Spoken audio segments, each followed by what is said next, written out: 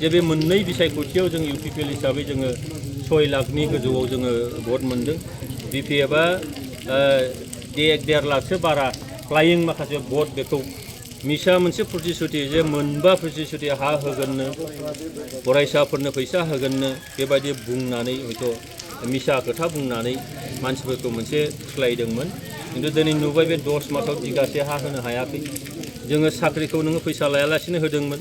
UPPL दोलोनि समाव panchayat secretary आरो फरेस्ट गार्डफोरखौ जेरै साख्रि होदोंमोन फैसा लायाजासे दिनै बेथन होनायनि मुङाव दिनै 80,000 गाहाम लानाय जे बाथ्रा जों खोनादों।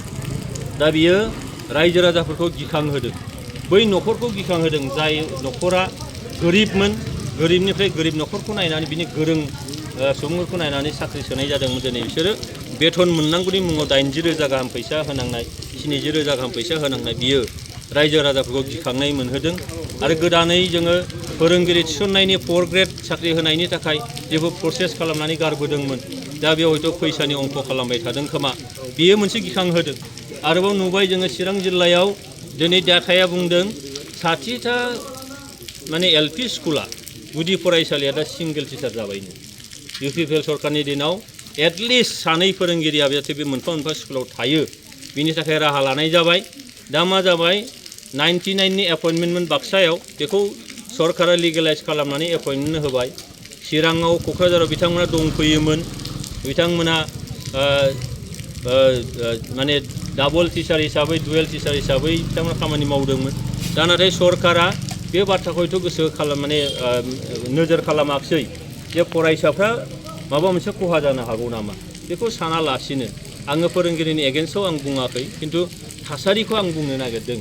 दा जों नुदों जे थाखा फैसाखौसो हिसाब खालामनानै दिनैहाय मा जाबाय फोरोंगिरिफ्रा नोङो आसामाव मोनसे आयेन दङ आरो आसामनि आयेनजोंनो जोंनि BTCआबो सोलिफायो जिहेतु आसामनि सिङावनो थानायखाय बे आयेना मा बुंदों सोलोंथाइ आयेना जे सासे फोरोंगिरिया डिस्ट्रिक्ट ट्रेन्सफार जानांगौबा हौवा मानसिया नोङो 10 बोसोर मावथारनांगौ आरो आइजो मानसिया 7 बोसोर मावनांगौ।